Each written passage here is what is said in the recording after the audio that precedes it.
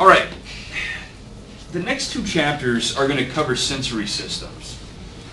And I know there are at least 700 or 800 of you in the audience right now who are constantly wondering, like, when are we going to start talking about behaviors, right? Because that's what you thought this whole class was. It's in the title of the book, right? Physiology of behavior. But as of yet, I really haven't talked about behavior, right? And the reason for that is we have to get you set up to understand everything, and then we'll talk about behavior sort of the rest of the semester. This is sort of the last set of non-behavioral topics, right? But who remembers, and Eric's getting out his book to confirm it's called Physiology of Behavior. And it is. In the beginning I said there's a 3-step process, right? When it comes to what your nervous system can do. There is input, calculation, and output, right? I'm not going to write the whole words for you there. So the input is going to be collecting information from these sensory systems, and this is important. Okay? You cannot effectively create actions and behaviors if you have not properly received information from your environment, right? If you don't believe me, here's something you could try. Blindfold yourself and wear earplugs, and then try to navigate about your environment and go through your daily routine. Doesn't seem like that would be effective, right, Emily? Seems like that would cause you some problems. Okay? Not just you, but everybody. Yeah. I'm not singling you out in particular. All right, so what do we need to talk about here briefly? We're going to talk about the eye. It's kind of a cool thing. Okay. Why are we only going to talk about one? Well, the other one's the same. So just, if you have two, you're okay. We'll talk about visual processing. We'll talk a little bit about color, form, maybe a little bit about spatial vision, and orientation and movement. All right. This chapter, we're going to talk about sort of two things, sensation and perception, right? So Regan, hang in there for that, if you don't know anything about it. This is going to be brief. For those of you that have taken my sensation or are in the middle of my sensation and perception class, don't worry, this is going to be a little different than what we're going to talk about. Thankfully, Regan, we're not yet on the vision chapters, so you're okay. Right? Ready for that exam tomorrow? That's what I thought.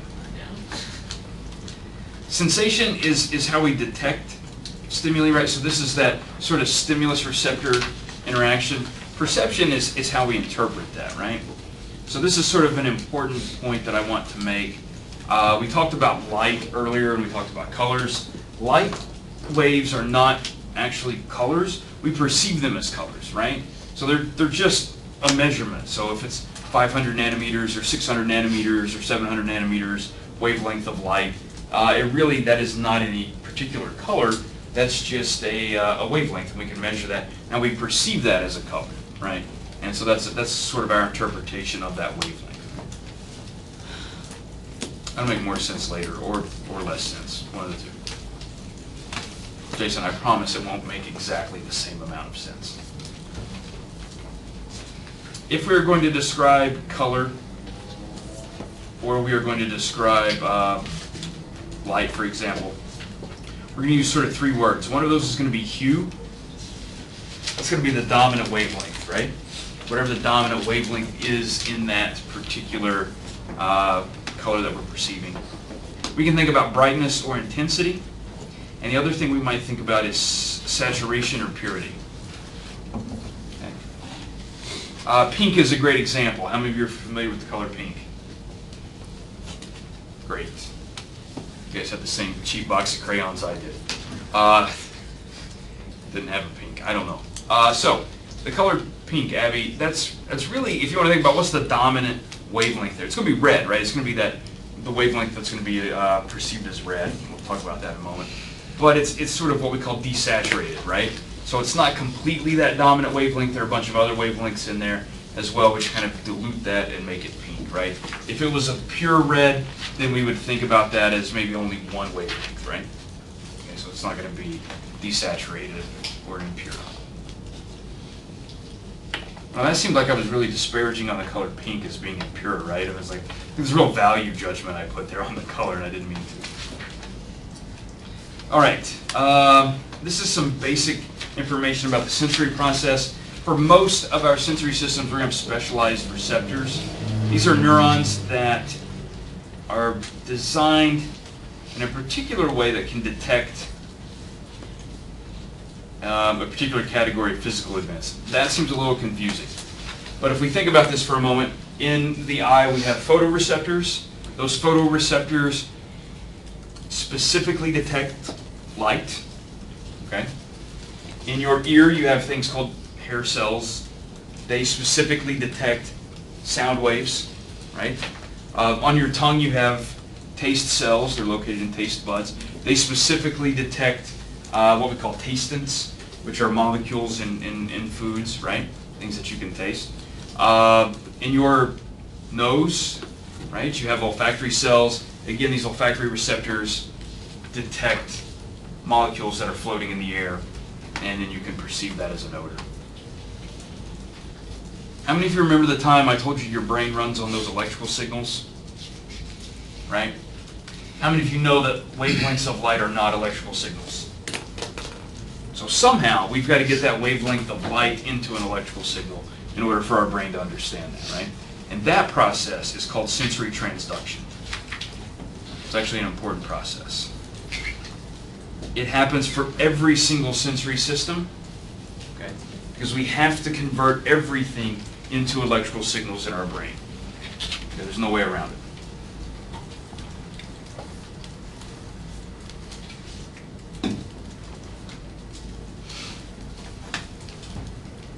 There's this idea of a receptor potential.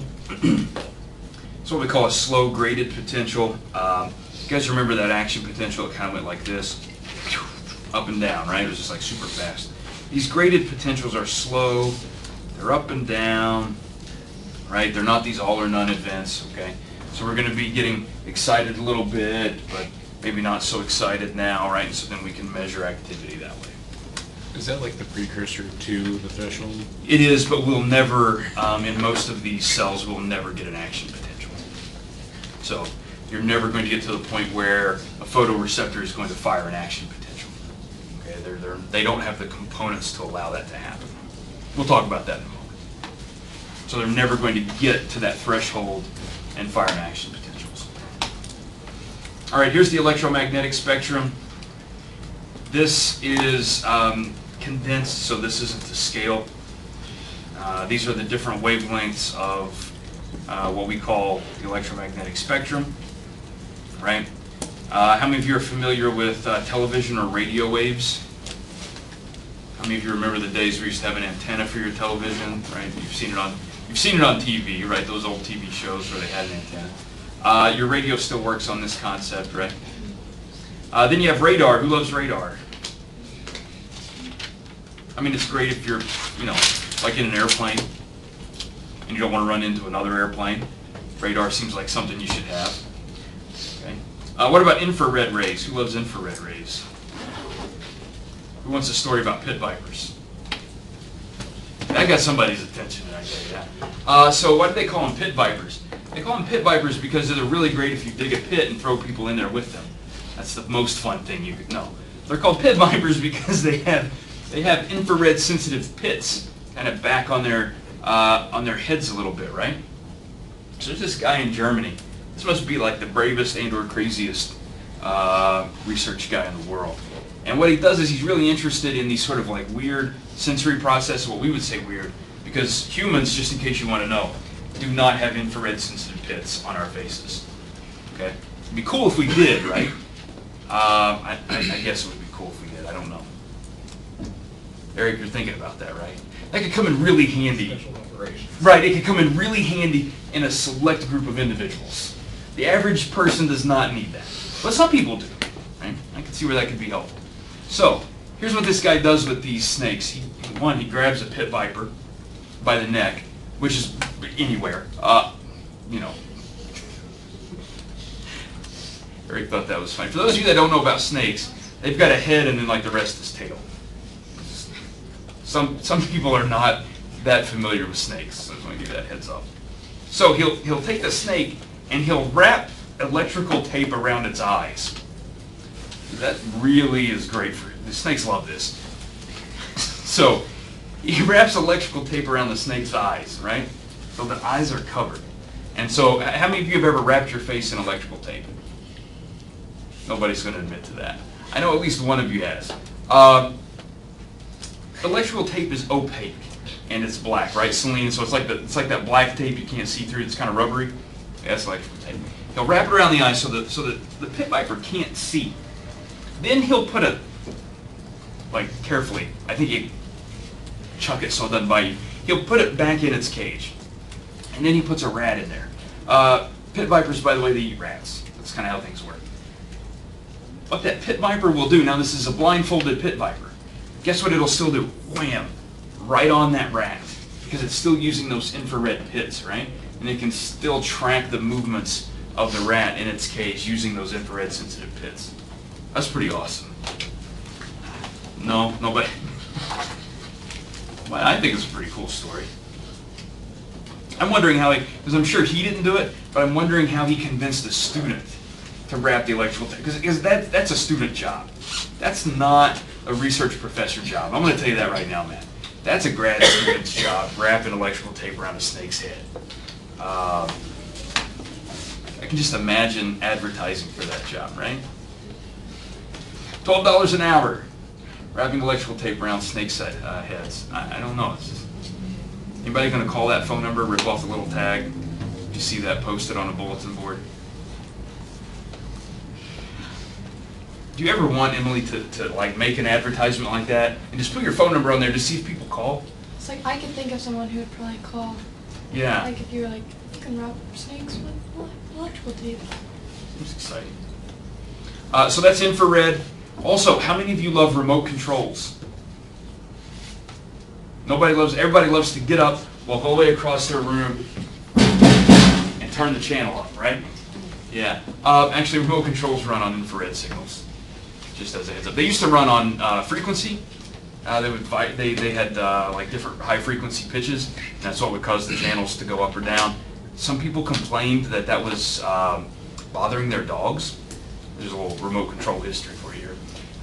They would complain that their dog would like go crazy every time they changed the channel. I think their dog just liked what was on TV. But so then they switched to the infrared signals. When you get up past the infrared, you have this very thin slice that we call visible light. The reason we call it visible light is it's the wavelengths of light we can see. Okay? As we already discussed, pit vipers can sort of see, I mean, we should maybe call it seeing, things in the infrared range, right? Because they have those infrared sensitive pits. We can see things here in this sort of visible light. If you go up to ultraviolet light, how many of you love ultraviolet light? Nobody's going to admit to that either, right? Everybody's like, well, give me some of that skin cancer causing UV rays, right? Everyone wants some of that. Birds and some bees, like some birds and bees can actually see things in the ultraviolet range. So they have photoreceptors that are set for the ultraviolet range, which is actually kind of cool. How do we know this? Well, we asked them, and they politely told us that, right? What we actually did was we did had some folks who did studies. They would take pictures of flowers using visible light, what we call visible light, and ultraviolet light, and they noticed that there were different patterns, like some flowers that appeared to be like just one solid color to us. If you looked at that through ultraviolet light, if you were sensitive to ultraviolet light, it actually had patterns and different things that would attract your attention if you were a pollinator. That's kind of cool. You keep going on up, so these are, as you get smaller, so these are actually smaller wavelengths going this way. They actually have higher energy, so how many of you have heard of X-rays? We talked about those when we talked about the,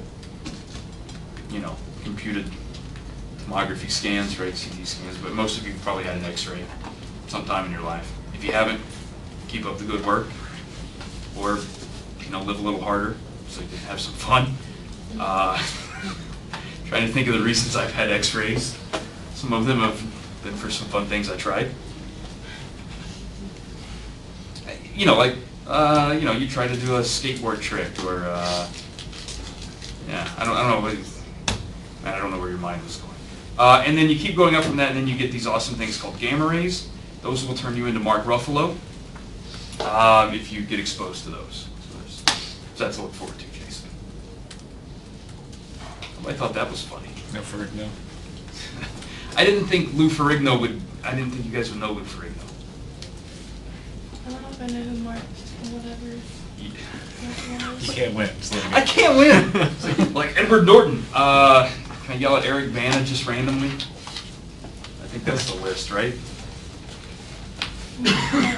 No, you're gonna look it up. Bill Bixby. Ah, jeez, that was a good one. All right. Apparently Matt is an Incredible Hulk fan. Let's talk about the eye. You got it now, Emily?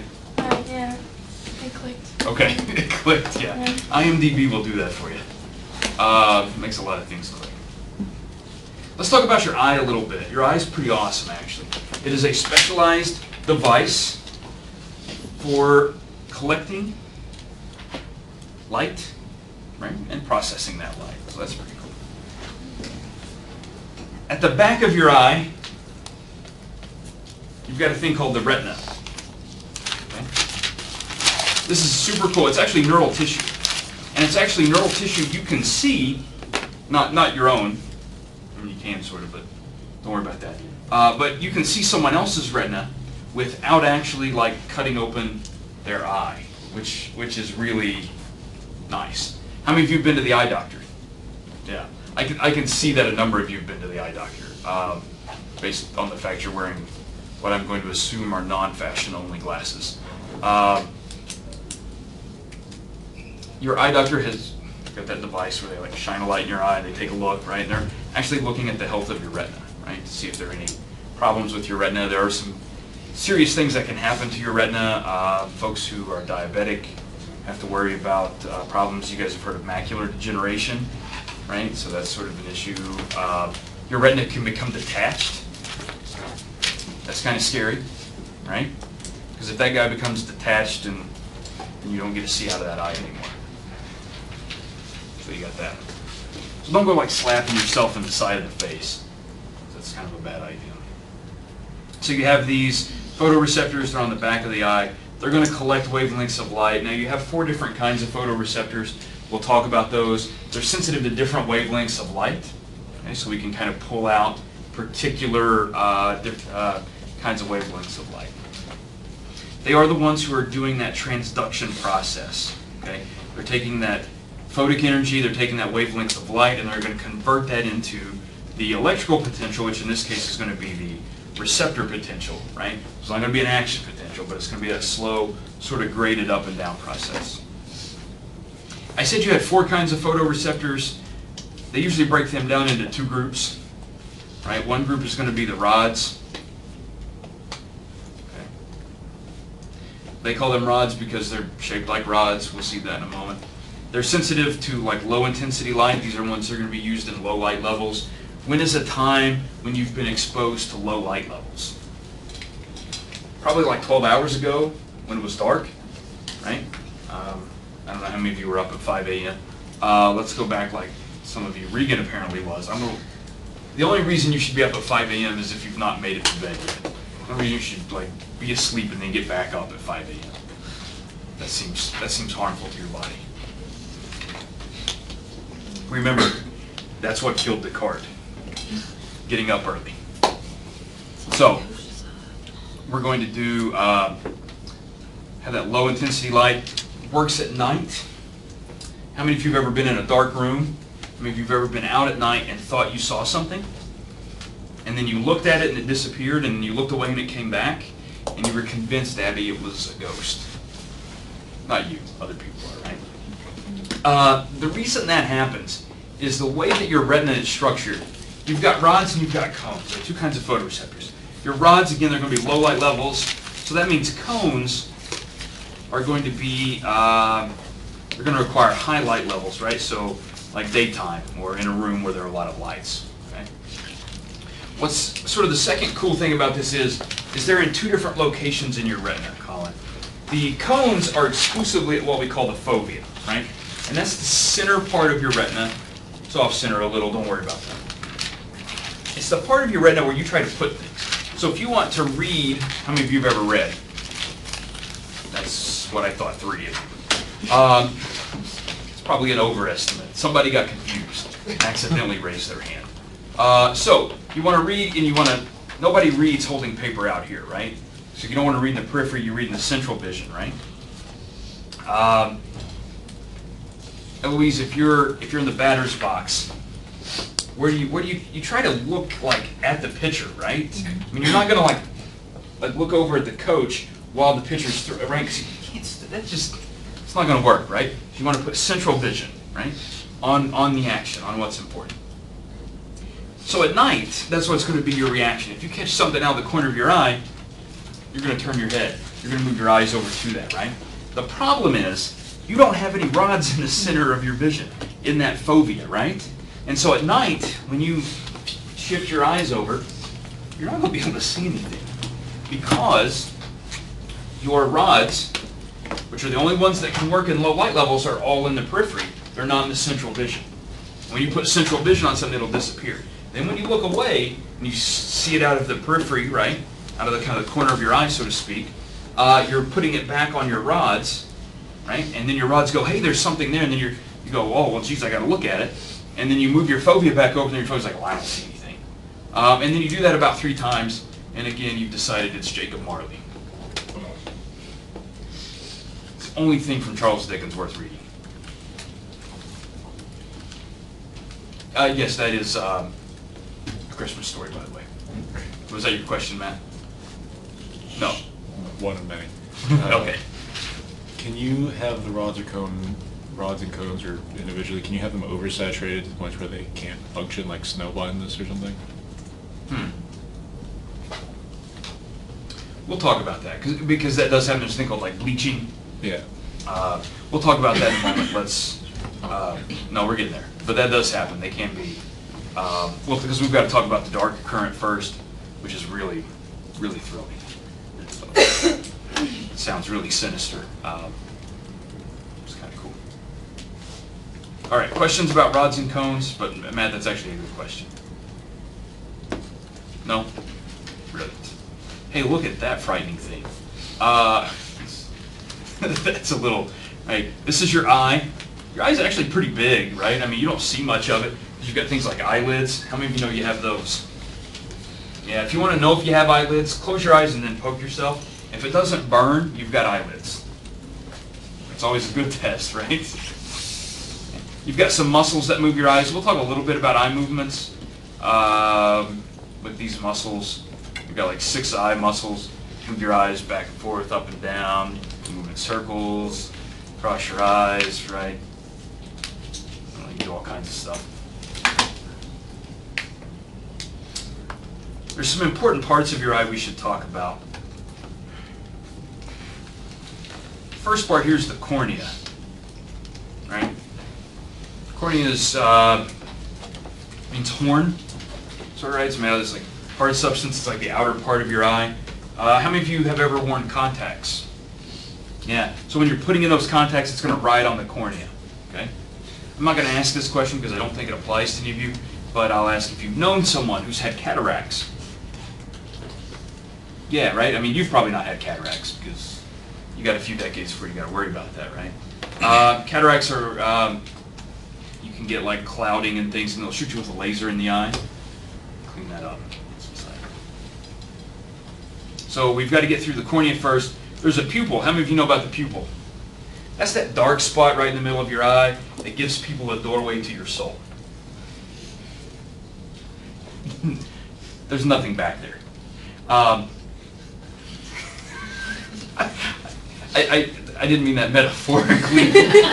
I sort of meant that the reason it's black is there's really nothing back. There's nothing at the pupil, right? That's why it's black. Okay. Around the pupil, you have the colored part of your eye. Okay. That's called the iris. That changes size, right? So here's a fun trick. How many of you have ever been to the bathroom? That seems like a really personal question, right? Nobody really wanted to answer it. You can do this in bathrooms for two reasons. One, most bathrooms don't have a lot of windows, and that's related to what you do in the bathroom. You don't really want people watching that. And or a lot of people don't want to watch that, right? So one of the two is probably true. The second thing is most bathrooms have mirrors, right? So if your bathroom doesn't have a lot of windows, and because you're just going to look weird doing this, but it does have a mirror, what you can do is get in front of the mirror and close your eye, or eyes. You can do one eye if you want.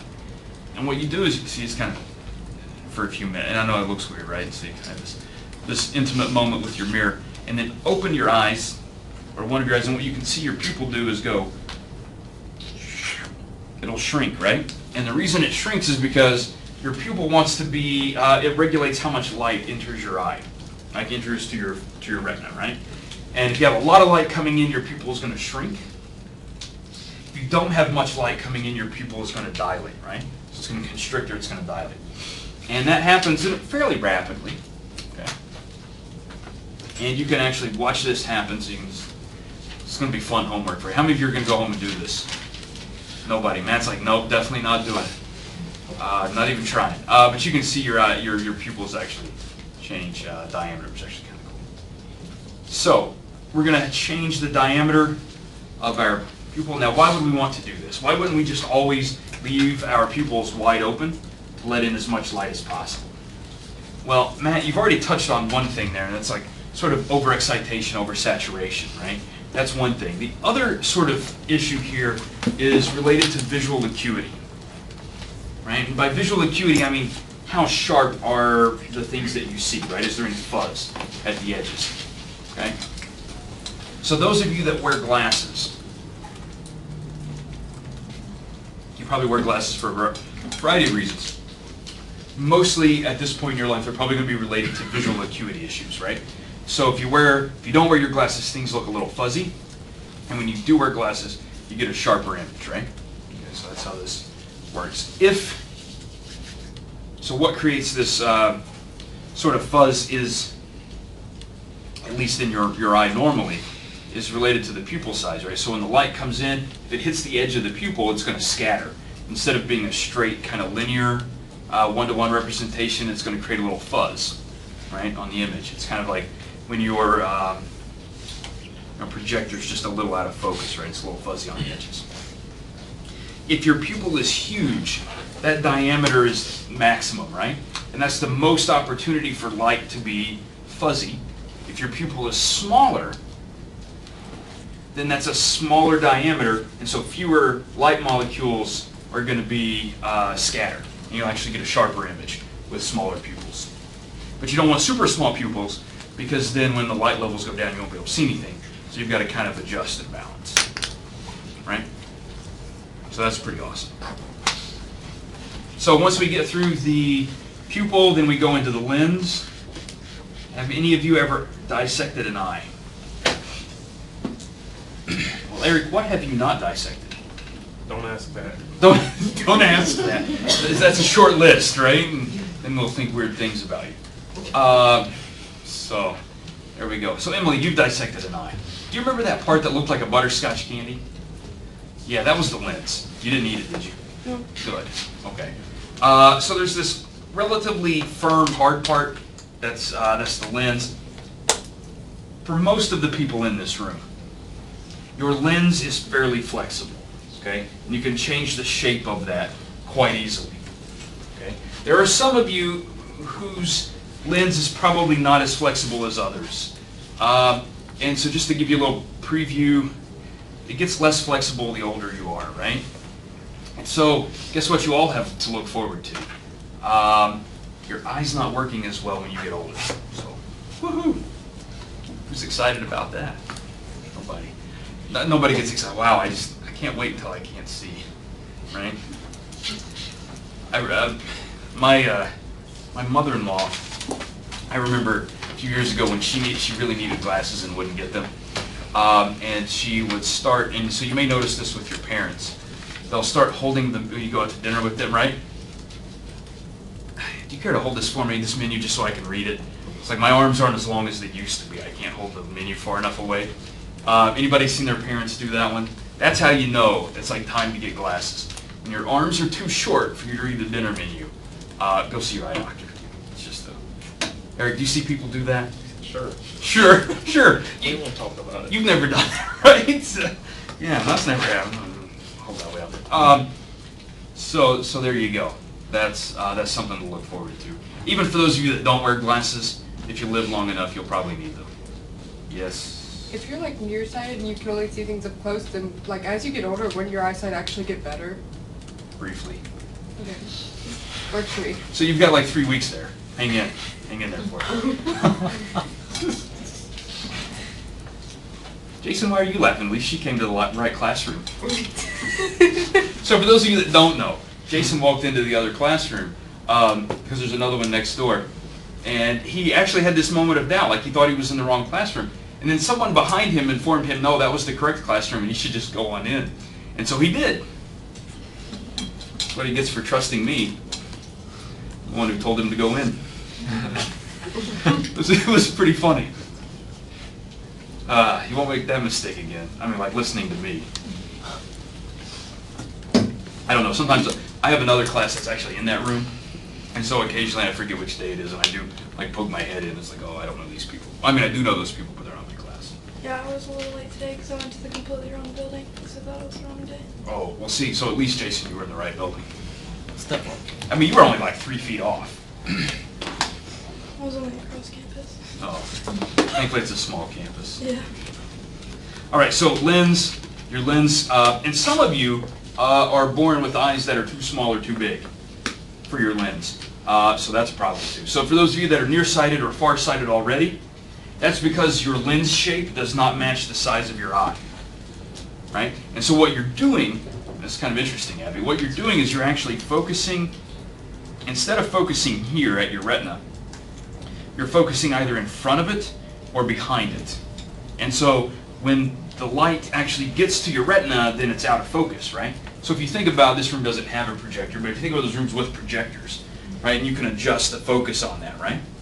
But if you were to move the screen or the projector closer or farther away, that would change the focus, right? And so that's what's happening in folks who are nearsighted or farsighted. Their lens shape doesn't match their eye size. And so you've got to put another lens in front of that, either as a contact or glasses, to compensate. So there you go.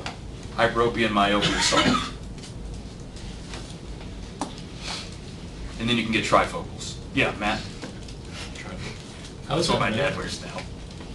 How is that measured then as far as like when they do the 20/20? Like, Oh yeah, so what does 20/20 mean, right? That's a good question. I mean, like, how is that in, I guess, placement of the eye itself? Because I get what the 20/20 means. Right. The glass, but just like, where does that fall in the anatomy of the eye? I didn't ask that right, did I? I don't know. We'll talk about it later. Never mind. Because I didn't quite grasp what you're asking. We'll try again later. Okay. All right. It'll make sense later, probably. Any other questions about your eye? That's actually, all right, Colin. How does LASIK change your eye to where Yeah. you see better? Good question. So that's actually changing the shape of your lens. So not everybody's a candidate for this. Not every particular visual deficit is appropriate for LASIK, right? But for those individuals who, again, their lens shape does not match the size of their eye, and they can shave and reshape that lens so that you're actually going to focus the light on your retina rather than not on the retina. So that's exactly how that works. The same kind of concept as the glasses. It's just you're permanently altering the shape of the lens. Now that's not, LASIK only works for a brief period of time, right? And then your lens is going to get kind of out of shape again. Or it's going to become hard and you're not going to be able to, like, because right now you have these muscles that actually alter the shape of the lens, right? It's kind of exciting. Anybody ever like, I want to really go work out my eye muscles today? You do it, you're just like, do like 3 sets of 10? I don't know. They do that at the Head Center. Because there's actually training for that. Yeah. It's kind of cool, right? I should do that. I practice all the time. I walk around with my eyes crossed. Is it like flexing? I think so, right? It's really so like I can like flex and intimidate people, or I can just like cross my eyes and intimidate people. Either way, nobody talks to me. Also, if I walk around with my eyes crossed, I run into things occasionally. Hey, at some point, speaking of running into things, here's a preview for a fun story. We're going to talk about putting trash cans in front of blind people. Are you all right, Regan? You had like a real response to that. Like you were really upset about that. Like, oh, Try not to laugh. It's not funny. It's odd. It's scientific. Promise. Promise. Only people who are blind for certain reasons. You can't just like do this to any person who can't see. Okay, so don't go out there and do this. We'll talk about it. It's actually kind of cool. All right, we talked about the fovea. That's awesome. Hey, who's heard of the optic disc? Yeah, that's a thing. So all of those, for some reason, actually I can tell you why later, but your photoreceptors are in backwards, right? So your photoreceptors are actually pointing toward the back of your retina, or to the back of your eye, and light has to come all the way through like 3 layers of cells to hit your photoreceptors, and then the axons come back out and they make a U-turn. And I know that doesn't make a lot of sense, but part of the reason this has to happen is because of something called the retinal pigment epithelium. And we're going to talk about this a whole lot, but that's actually on the very back of your eye. And this is what will replenish the photosensitive molecules in your photoreceptors. I thought that was someone screaming. Didn't you, Jasmine? It didn't sound like a siren, did it? But it is. So the siren we're used to. People screaming, that's a different story. The retinal pigment epithelium will replenish those photosensitive molecules, right? And that'll keep them from bleaching most of the time. It can still happen. If we had it flipped, then that would take longer to replenish that sort of photopigment, those photomolecules, and that'd be hard to do. So that's why the retina is sort of in backwards, right? And you have to send the light all the way through and then send the axon back out. Now all those axons, instead of each individual axon kind of punching through at some random place, which would create a lot of like small holes, we've decided we're going to just run all of them together and punch it out in one place, and that's going to become the optic nerve, right? And that place, the optic disc, is a place where we do not have any photoreceptors, no photoreceptors. If you don't have photoreceptors, guess what you can't do there? See, right? So you can test this. I don't have a test card. Is there one in your book? Is there a blind spot tester? What's on the next page? Oh, there it is. Back one page. 155. 155. So there should be like a green circle and a plus sign. Okay. What's kind of cool about this, if you hold it kind of in this range, right, from your face and you stare, you have to close one eye, and you stare at the plus sign, you can move it in and out, and what will actually happen is sort of right over here is where the green dot will be. The green, it's on the other side, so right over here the green dot will disappear. And guess what? If somebody sneaks up on you right there, you'll never see them. So you got to watch out for that. That's why, how many of you have your eyes and they do this? They move, right? Your eyes are constantly moving to fill in those spaces. So don't worry about it. Although you should try that. One day try to wear glasses that have everywhere covered solid black except your blind spot and see how well you can walk around. It's not going to work very well. Did it disappear? You've got to be able to kind of like move it in and out. And then eventually, like if you get in the right place, like move slowly, then that green dot will just disappear. You have such intensity with that. I appreciate that. Sort of. Sort of. Yeah, if you go slow enough and you hold it there, then it'll kind of flicker in and out and disappear. And the green will disappear to be white, and your brain kind of fills in the other spaces. So that's pretty cool.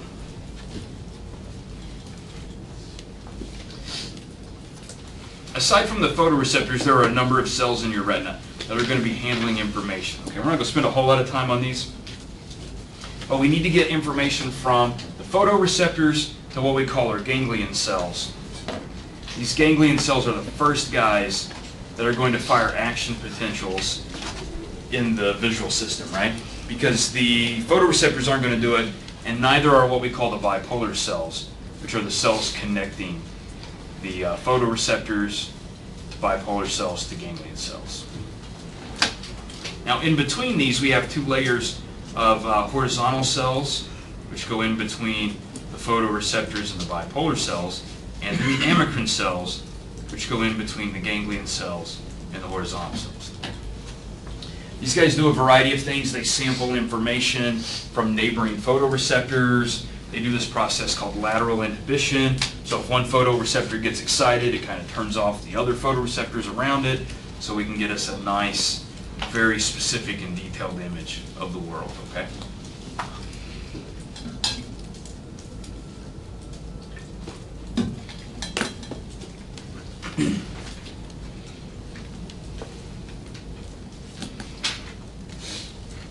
All right, so here are the layers of the retina. You've got your photoreceptor cells, you've got your bipolar cells, you've got your ganglion cells. Again, in between here we will have horizontal cells.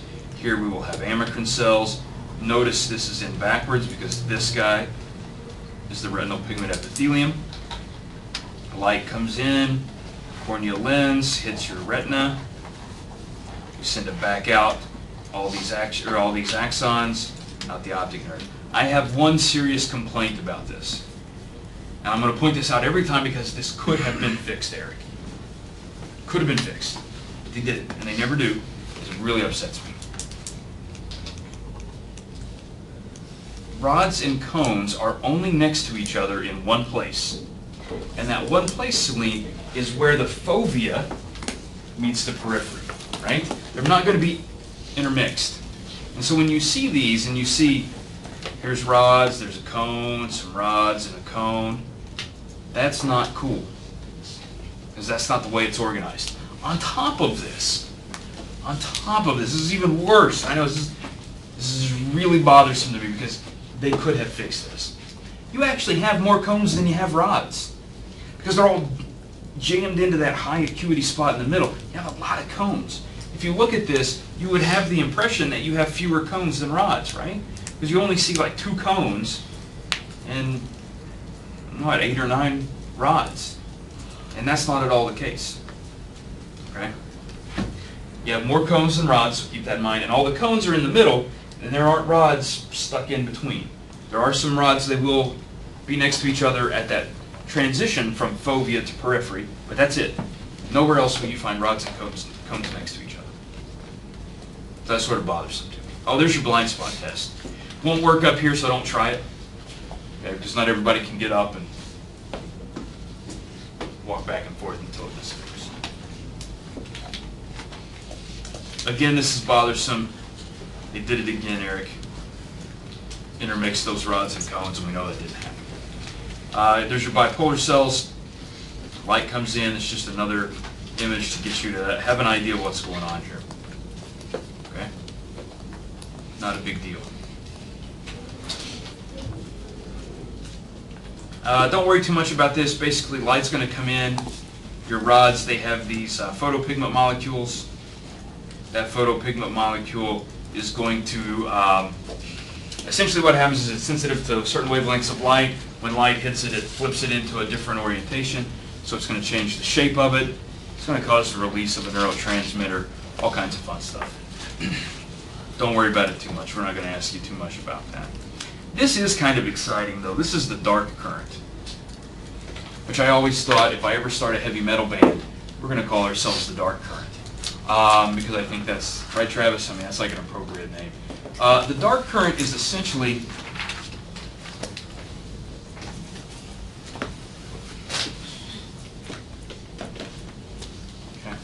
the dark current is the fact that you are actually, counter to most everywhere else in your nervous system, you're actually releasing neurotransmitter from your photoreceptor when they're not stimulated. Okay? Only when they're stimulated do you actually stop right? And so normally they're going to be sort of hyperpolarized, or they're going to be depolarized, typically, which means that normally you would think that of that as being excited, right, as stimulated, and they're going to release neurotransmitter. Only when they're absorbing light will they stop releasing neurotransmitter, become hyperpolarized, which actually has the inverse effect on those bipolar cells. It's going to depolarize them, which will then cause the ganglion cells to fire action potentials. Okay? What's the advantage to having this backwards? It is possible that you could run out of neurotransmitter, right? I mean, that's a possibility. Would you rather run out of neurotransmitter while you are asleep and your eyes are closed, or would you rather run out of neurotransmitter while you're walking across 20th Street? I know, right, Emily? Like if you're walking across 20th Street, everything goes blank. We've probably just named that road after you. Because, and that's a dangerous road even if you can keep your eyes open.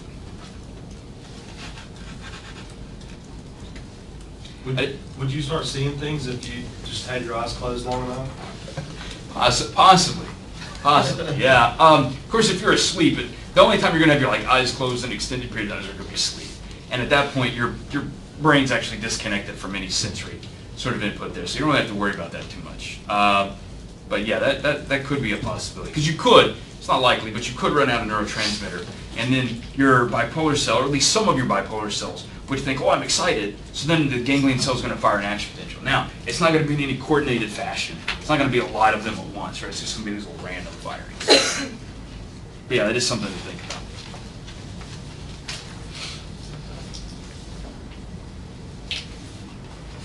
Questions about that?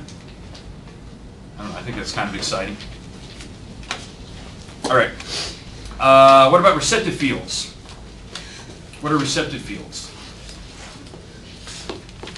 This is the area of the world for which a particular cell is responsible, right?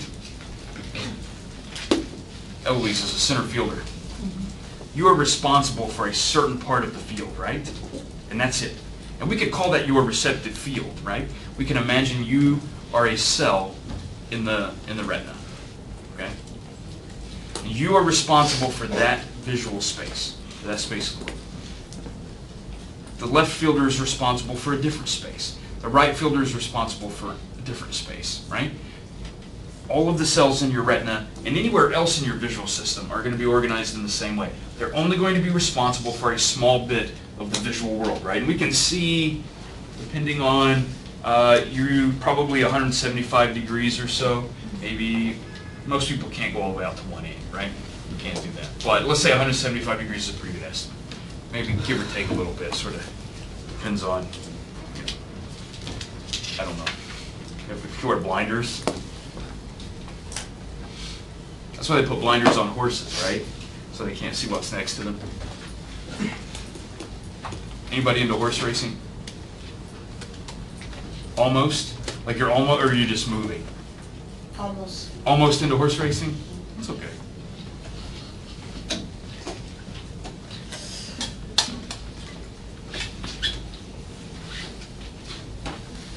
So, receptive fields. Receptive fields in the fovea are really small compared to receptive fields in the periphery. Remember that time we decided it's a bad idea to try to read in the periphery? And we said you want to read in the fovea, right? Because in the fovea you have the most densely packed photoreceptors with the smallest receptive fields, so you can resolve the smallest changes in that space, right?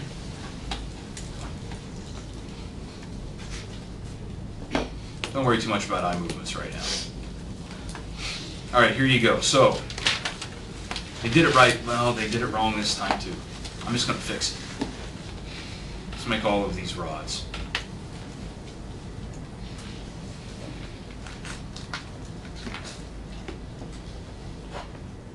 That's better, right, Jason? You're just going to follow what I say, right? I have a PhD in visual neuroscience. I think you should listen to me on this one.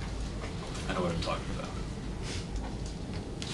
Out in the periphery, multiple rods will feed into one sort of receptive field, right, for a ganglion cell. So one ganglion cell that's going to fire an action potential is going to receive input from multiple rods that are going to take up a fair amount of space, right? In the fovea, one cone to one bipolar cell to one ganglion cell. It's a one-to-one relationship, not a several to one, right?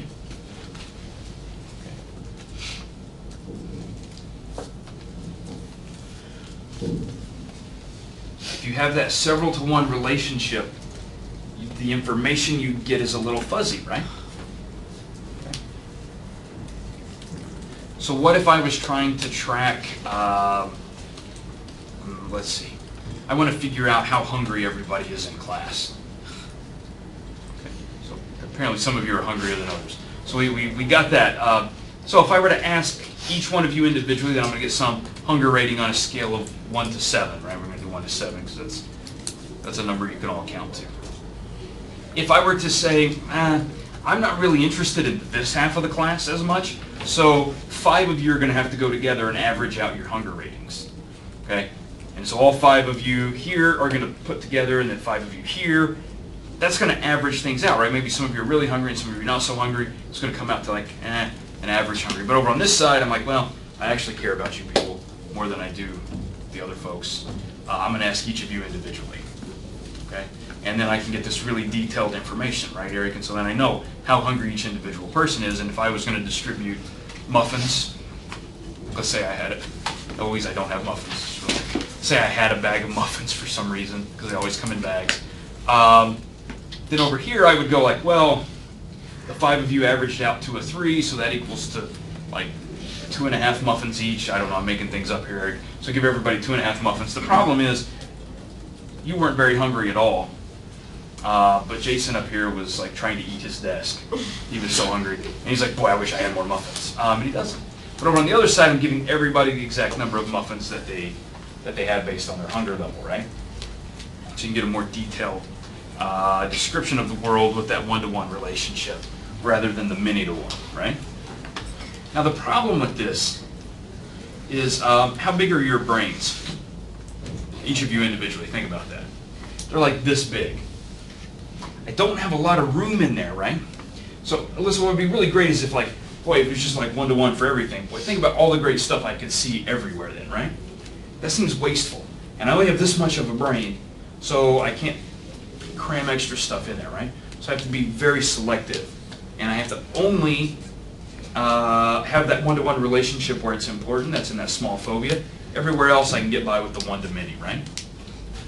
So it's a trade-off.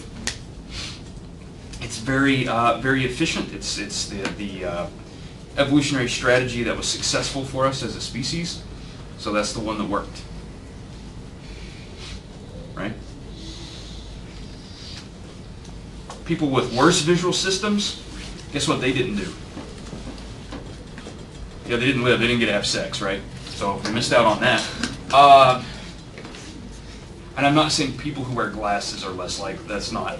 I mean, like, broadly speaking. So I want to be very clear about that. People who had better visual systems, you might think, well, they should have more sex, right? Because they can see better. The problem is they probably sacrificed that somewhere else, right? And so when they had these bigger visual systems, they probably were sacrificing some other neural system or physical system, right? And that made them less likely to survive. So it was just wasteful. Anybody want a guppy story related to brains and stomachs? No? It's sort of interesting. There was a study a few years ago where they took, you know, think about guppies having big brains, right? So they took these big-brained guppies and these small-brained guppies, and they started like breeding them like separately, right? So they're trying to breed some really big-brained guppies. I don't know why, because that seems like interesting. And the other guppies had larger digestive systems, right? So they had larger digestive systems. So that's kind of interesting. And you would think, well, like maybe brains are helpful, but maybe digestive systems are helpful too, right? Because you have to be able to eat and extract resources from your food. So what they found, this is really fascinating, what they found is that the guppies with the larger digestive systems, they actually had more offspring than the guppies who had bigger brains. Which I thought was kind of interesting. Nobody else thinks that's interesting. No? It's actually really fascinating. So there you go. There's a story about guppies. If you like the guppy story, just wait. There's even a sheep in trench coats having sex story in this class. Emily's like, I'm going to read ahead for that one. It's a fascinating story. Optic nerve, what do we think about here? Oh, you got those ganglion cells, they have that action potential. They're going to send information back to a brain region called the dorsolateral geniculate nucleus. That's a real mouthful. That's abbreviated the LGN, DLGN, the geniculate. Okay, those are all sort of interchangeable terms for that.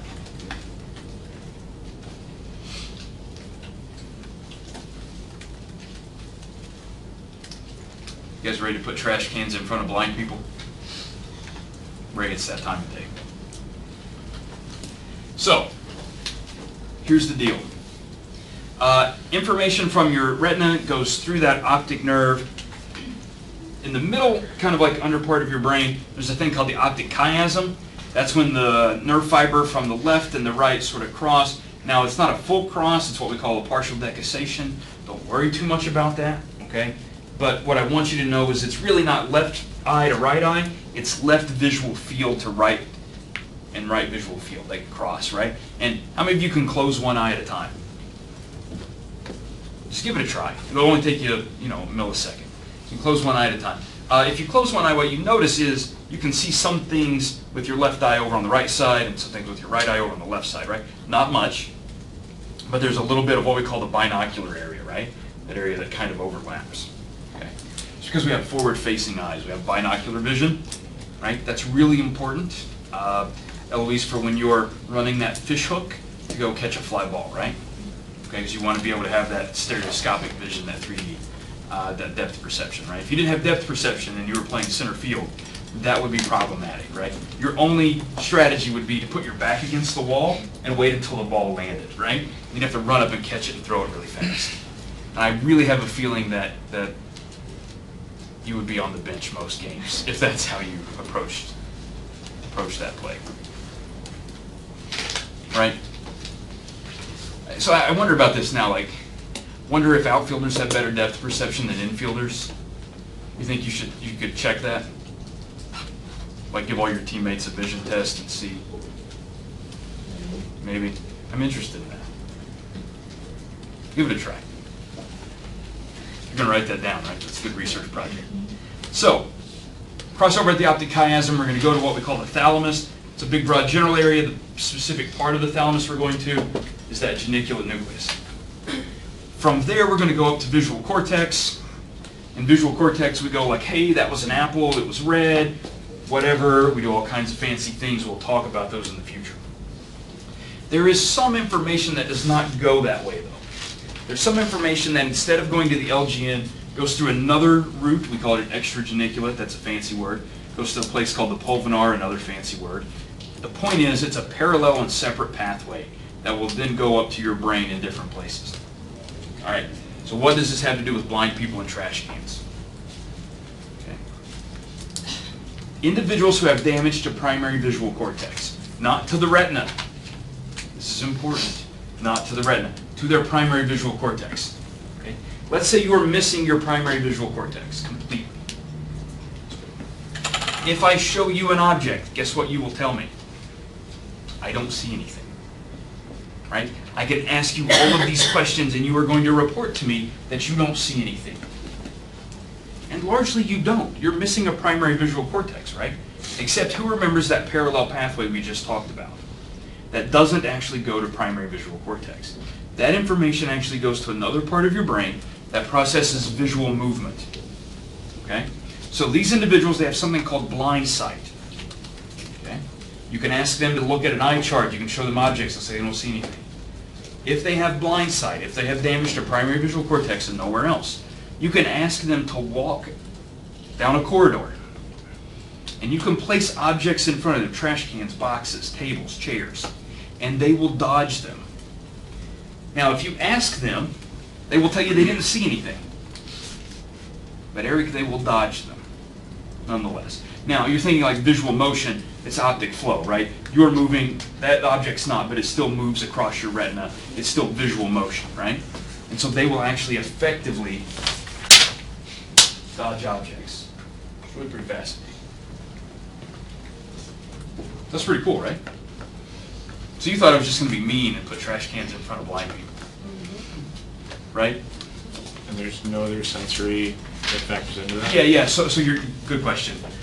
They have designed these experiments in a way so that there's not any like echolocation, right? Because sometimes people think, well, what about echolocation? And these are novel environments, right? So it's not like they're going to someone's house and they're going, okay, dodge around this home you've lived in for 20 years that you can navigate. Right? Yeah, so they are tightly experimentally controlled. That's pretty cool. Later, when we talk about emotions, we'll talk about these same individuals and their ability to perceive facial expressions, which is kind of fascinating. Because that parallel pathway also carries sort of emotional content of visual stimuli as well. So there you go. Pretty fascinating, right? Here's that left side, right side business I was telling you about, that binocular overlap. Don't get too caught up on that. We talked photoreceptors, we talked bipolar and ganglion cells, we talked getting into the LGN, we talked going to primary cortex. From primary visual cortex, we go to other visual cortical areas. You may have 10 or 12 million visual cortex. No. You have several visual cortical areas. It's not just primary visual cortex. There's secondary. There are all these association areas. We'll talk about those as we need to. You're not going to have to know all of them. There are some important ones that do some special kind of cool things. Here's another sort of left visual field, right visual field image. All right, what do I want to tell you about the LGN? Not a whole lot. It's got 6 layers, receives input from either the same side eye or the contralateral eye. Sort of depends. It's structured in an interesting way to make that happen. You've got magnocellular, parvocellular, and coniocellular pathways or layers. This is large, small, and this means dust. This is kind of an interesting story in terms of it's another sort of like, oh, wow, that actually does something we didn't think it did. Here's your LGN, and you had these layers. This is a drawing. So you had the magnocellular layers and then the parvocellular layers. So folks are like, okay, 6 layers. And then there are these layers in between called coniocellular layers, and that, again, that means dust. And people thought, well, that's not important. It's just dust. It's not doing anything. Once research techniques were improved, once microscopy methods and electrode recording methods improved, it was kind of like, hey, those layers are actually probably processing color vision, especially the what we call the short wavelength or the blue, which is actually really important for how many of you have a tablet or a cell phone that you use at night and then you don't sleep well? Yeah. We'll talk about circadian rhythms in the future. Preview to that is blue wavelengths of light keep you awake. Red wavelengths will put you to sleep. How many of you have ever seen the sunset? Right? It's red. Okay. It's red for like physics reasons, right? The way the light waves are kind of stretched as they come across the surface of the planet and so forth, right? So sort of makes that red. When the sun is in the sky, what color is the sky? It's, well, I mean, you can't see it now, but you could see it a few minutes ago, right, Eric? And it's blue, typically, right? The primary wavelength coming out of the sun is blue. So when your brain receives blue wavelengths of light, it goes, it must be daylight. I should be up doing stuff like picking berries and digging for tubers. When it gets to be the red wavelengths, it thinks, whoa, it's time for me to, like, you know, go to sleep and do those kinds of things. Okay? So when you're looking at your phones, and your phones are shooting out blue wavelengths of light, and your brain's getting blue wavelengths of light, it goes, whoa, it must be daylight, I should be up. And you're like, well, really I should be asleep because, I don't know, Regan, you have an exam tomorrow or something, right? So you got that to look forward to. So you can actually get these, how many of you have a lot of phones have settings or they have apps you can download that'll redshift the wavelengths of light on your phones? Those are worthwhile. It's not a total gimmick, especially if they're free, right? So there you go. Oh, these guys are awesome. They won a Nobel Prize. This is David Hubel and Torsten Wiesel. Okay. They won a Nobel Prize, let's say back in the 80s, for some work they did sort of in the late 60s and 70s. You don't get a Nobel Prize like 3 weeks after you do it, right? Like, wow, I did something awesome. 3 weeks from now, I'm getting a call from Switzerland. It doesn't really work that way, right? You've got to wait a while. You got to see like, wow, is the work I did actually changing the field? These guys actually are huge. Unfortunately, David Hubel died a few years ago, but I believe Torsten Wiesel's still living, not doing any work. Actually, their last actual student, I don't think she's doing any work anymore. I think she's retired too. It was Marge Livingstone. She actually she wrote an interesting paper about visual deficits in Rembrandt, and based on paint. Anyway, it's a long story, but it's kind of interesting.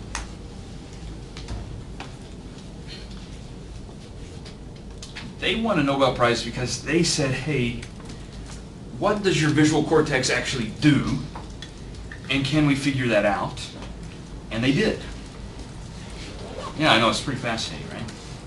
So they actually found that cortex takes information from a lot of those ganglion cells, gets that information from the geniculate nucleus, responds to contours. What's great about this is, if you think about receptive fields, they're like this small and sort of circular, right? That's not the whole world, okay? We need to be able to figure things out beyond that receptive field. If all we looked at was that one receptive field, and that receptive field, that information was never integrated with information from other receptive fields, that would be a very difficult existence, right? We would be constantly at a loss, because we constantly have these little bits of information and not integrated into a full experience, right? Okay. And that integration process really starts in the in LGN, in the geniculate, and then continues into cortex. And these guys are the guys who figured that out. They did it in some cat experiments. We'll actually watch a video, not today, but we will watch a video next week that I promise you will change your life. I mean, it changed my life. Hey, you're laughing, but it's a true story. I was sitting in the same class you're in right now, probably only like, what, 2 years ago, Eric? It's been a little longer than that. Not a whole lot longer. So I was sitting in my physiological psychology class, and at that point in my life, I thought, you know what I'm going to do with the rest of my life? Hollywood stuntman. I don't know why you're laughing. The semester's not over, and I'm still in control of your grade book. True. I thought, that's the career for me, right? Yeah, seriously, I thought, well, you know, that might be kind of fun for a little bit. Then I realized, like, I don't really, like, look like anybody to, like, be a stand-in, right? So, like, I don't know, right? So, like, who am I going to do stunts for? Right? So then I kind of thought, well, maybe I should do something else in life. So I was in this existential flux, right? And I was in class one day, and all of a sudden I watched this video, and I go, man, that's pretty awesome. I think I'll give that a try. And I did. And then now I'm here trying to convince you to do the same thing. It's a pyramid scheme. Just kidding. Nobody knows. Do you guys know pyramid schemes? Yeah, it's like where you start, and then you try to get other people to start, and you make your money off the other people, right? Watch out for those, Jason. So, these guys, bright guys, they actually, like I said, they won a Nobel Prize, did a lot of great, phenomenal work. We will watch their experiment next week. Some things that are important so we understand what's going on is that cortex has those 6 layers that are in this kind of parallel structure. don't worry too much about this cytochrome oxidase story. This is the structure of your cortex. It's got these layers. I know that looks like more than 6 if you count those. The reason for that is this layer 4 originally only looked like 1 layer. It was like, wow, that's a big layer. And then later with better microscopes, it was like, wow, layer 4's actually got an A, B, and a C. And then they were like, oh, well, actually C has an alpha and a beta. And instead of going, well, now cortex has 10 layers, everybody thinks it has 6, they just added sublayers, right? So whatever. I don't know if that's any more or less confusing. Doesn't matter. If you tell me cortex has 6 layers, I'll accept that. If you say 6 layers plus or minus, I'll be even happier. You don't even have to put anything after the plus or minus. Just plus or minus some layers. Don't worry about the blobs. We don't need to talk about that. All right. This is a good place to stop, actually. We'll talk about extrastriate cortex next week. And we'll finish the vision chapter.